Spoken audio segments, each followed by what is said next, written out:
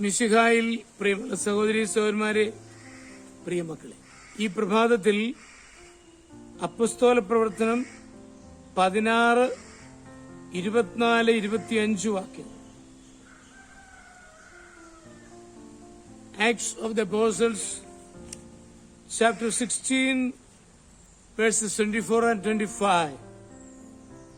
അവൻ കൽപ്പന പ്രകാരം അവരെ കാരാഗൃഹത്തിന്റെ ഉള്ളറയിലാക്കി കാലുകൾക്ക് ആമം വെച്ചു. അർദ്ധരാത്രിയോടടുത്ത് പൗലോസും സീലാസും കീർത്തനം പാടി ദൈവത്തെ സ്തുതിക്കുകയായിരുന്നു. തടവുകാർ അത് കേട്ടുകൊണ്ടിരുന്നു. ജീവിതത്തിൽ എന്തു തന്നെ സംഭവിച്ചാലും ഒട്ടും കുലുങ്ങാതിരിക്കുവാൻ നമുക്ക് കഴിയണം. എന്നാൽ വെറും മനുഷ്യശേഷി കൊണ്ട് ഇത് സാധ്യമല്ല. ആത്മീയ ശക്തി തന്നെയാണ് ആവശ്യം. പൗലോസും സീലാസും ഫിലിപ്പിയിലെ ജയിലിൽ കിടന്നുകൊണ്ട് രാത്രിയിൽ പാട്ടുകൾ പാടി. അടുത്ത പ്രഭാതത്തിൽ കോടതി അവരെ വിസ്തരിച്ചു. ജയിൽവാസത്തിനോ വധശിക്ഷയ്ക്കോ വിധിക്കുമായിരുന്നു.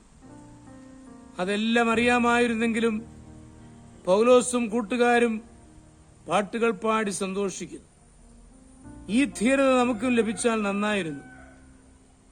കഠിനഹൃദയന്മാർക്കോ ബുദ്ധിഭ്രമമുള്ളവർക്കോ മാത്രമേ ഇത്തരം സാഹചര്യങ്ങൾ പാടുവാൻ സാധിക്കൂവെന്ന് ചിലപ്പോൾ സാധാരണക്കാർ ചിന്തിച്ചേക്കാം.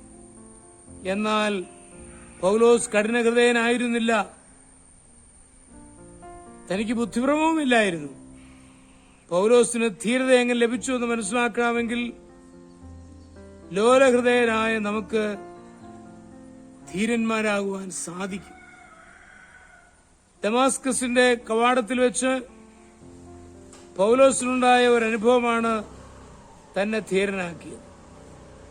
നസത്തിൽ ജനിച്ചു വളർന്ന് ജെറുസലേമിൽ കുരിശിൽ മരിച്ച് അടക്കപ്പെട്ട ഈശോ ഉയർത്തെഴുന്നേറ്റ് തന്നോടുകൂടി ജീവിക്കുന്നെന്ന വാസ്തവം പൗലോസ് മനസ്സിലാക്കി.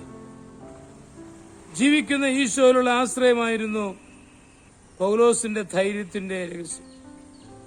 ജയിൽ സൂക്ഷിപ്പുകാരൻ രക്ഷിക്കപ്പെടുവാൻ എന്ത് ചെയ്യണമെന്ന് ചോദിക്കുമ്പോൾ ഈ കർത്താവായ ഈശോയിൽ വിശ്വസിക്കുക, എന്നാൽ അയാളും കുടുംബവും രക്ഷ പ്രാപിക്കുമെന്ന് പറഞ്ഞു.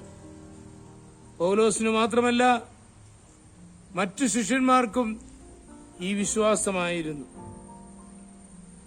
പാത്മോസ് ദ്വീപിൽ നാടുകടത്തപ്പെട്ട യോഹന്നാൻ നിലവിളക്കുകളുടെ നടുവിൽ നിൽക്കുന്ന ഈശോയെ കണ്ടപ്പോൾ ധീരനായി തീർന്നു. സ്വർഗത്തിലും ഭൂമിയിലുള്ള സകല അധികാരവുമുള്ള ഈശോ നമ്മുടെ കൂടെ ഉണ്ടെങ്കിൽ പിന്നെ നാം ഭയപ്പെടേണ്ട ആവശ്യമില്ല. ക്രിസ്ത്യാനി ക്രിസ്തുവിൽ ആശ്രയിച്ച് ധീരനായിരിക്കണം.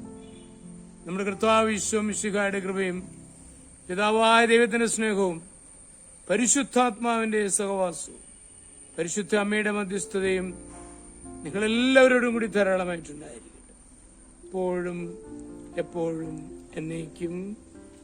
ആമേൻ.